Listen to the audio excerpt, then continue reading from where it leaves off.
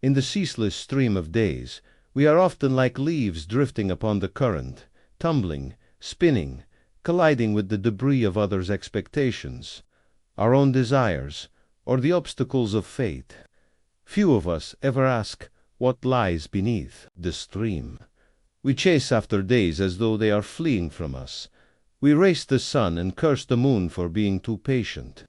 In youth, we crave to arrive. In old age, we grieve that we never truly departed. This is the tragedy of the distracted spirit. It loses the moment for the promise of a better one, and thus lives always in a shadow of the real. But I say to you, true clarity lies not in the racing waters, but in the stillness beneath. Let me tell you a story. When I was a young man, I sought truth in the teachings of the masters, climbing mountains and copying scrolls. I learned the names of all the sages, memorized their verses, and could debate the emptiness of things until the moon grew weary of my voice. Yet I was restless. I envied the birds that could rise without philosophy, and the trees that could endure the winter without prayer. One autumn I sat by a quiet stream for many days, fasting and watching the leaves fall into the water. A young boy passed and asked, "Old man, what are you looking for?" I replied, "I am searching for the meaning of life." He nodded solemnly and said, "My grandmother says life is soup.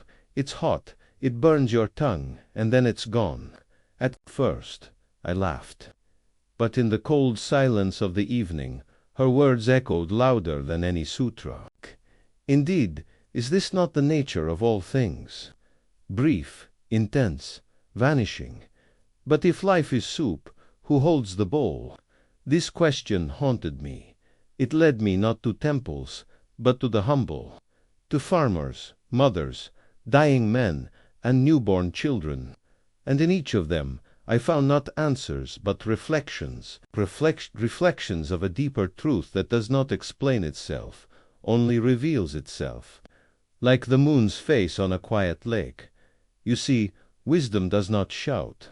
It waits. Like a mountain, it outlasts the weather of your emotions. It does not seek to conquer your heart, but to empty it, so that you might fill it again with your own silence. In this silence, you may begin to hear the world speaking, not in words, but in patterns. The way the tree bends toward light, even as it grows in shadow.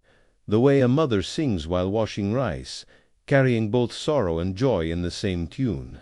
The way even a spider, patient and unnoticed, builds beauty from nothing but thread and faith.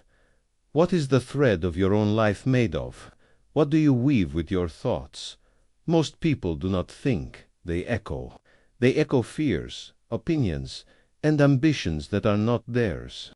They wear masks, and after years forget their own faces. But a person who sits in stillness, like a well reflecting the sky, begins to remember.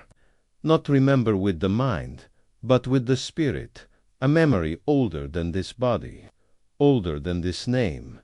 This is what I have learned. Life is not a riddle to be solved, but a mirror to be cleaned. Clean the mirror of your attention. Let go of noise. Let go of comparison. Let go of the desperate need to be seen, and you will begin to see, not through the eyes, but with the whole being. Then you will notice that the stream is not hurrying. Only you are. The leaves do not panic as they fall. They dance because they trust the wind. And the earth beneath the stream, ancient and unmoved, has held your reflection long before you looked for it. So do not be afraid. Be like bamboo, bend, but do not break. Be like water, adapt, but remain yourself. Be like the moon, present even when hidden. And remember, the truest teachings are not those spoken, but those lived quietly. Drink tea with sincerity. Walk slowly. Forgive quickly. Laugh deeply. And when the end comes, greet it as an old friend, for it too was waiting patiently beneath the stream.